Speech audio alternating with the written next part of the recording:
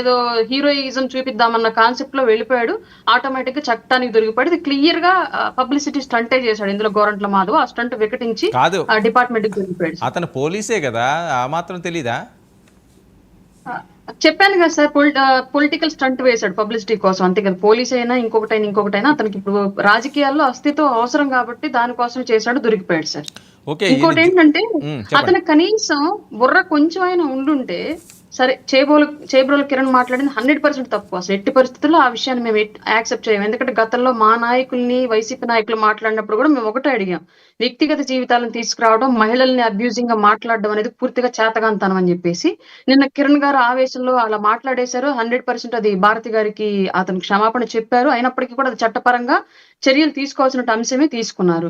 కానీ ఈ రోజు అంత ఆగ్రహావేశాలకు లోనైనటువంటి ఇదే గోరంట్ల మాధవ్ గతంలో అసెంబ్లీలో అట్లాంటి మాటలు మాట్లాడినప్పుడు, పొలిటికల్ వేదికల మీద వాళ్ళ నాయకులు అట్లాంటి మాటలు మాట్లాడినప్పుడు ఎందుకని ఈ ఆవేశం చూపించలేకపోయాడు? మనం తప్పు చేస్తున్నామని ఎందుకు తెలుసుకోలేకపోయాడు? మనం తప్పు మాట్లాడుతున్నామని ఎందుకు తెలియజెప్పలేకపోయాడు? అంటే మీ ఇంట్లో వాళ్ళనంటే బాధ వస్తుంది, ఎదుటి వాళ్ళనంటే బాధ ఉండదా? ఇక్కడ ఇంకొక విషయం, ఇంకొక కంప్లైంట్ కూడా ఉంది కూటమి మీద నాకు 100%. కేవలం నాయకుల భార్యల్ని, నాయకుల పిల్లల్ని, నాయకులకు సంబంధించిన వాళ్ళంటే అది ప్రతిపక్షం అవనివ్వండి, అధికార పక్షం అవనండి, వాళ్ళని తిడితేనే ఈ స్థాయిలో రెస్పాండ్ అవుతారా? సామాన్య కార్యకర్తలను, మహిళలను తిడితే అది ఏ పార్టీ అయినా సరే రెస్పాండ్ అవ్వరా ఈ స్థాయిలో? ఎందుకని ఈ వివక్షత? మీకు మాత్రమే మర్యాద దక్కాలి అని ఎందుకని వైసీపీ వాళ్ళు అనుకుంటున్నారు? ఆ మర్యాద మీరు ఎదుటి వాళ్ళకి ఇవ్వకూడదని ఎందుకు చేశారు కరెక్ట్ 5 ఏళ్ల కరెక్ట్, ఆ పాటు? పాయింట్ మా 100% మీద ఎన్ని కరెక్ట్. దారుణాలు!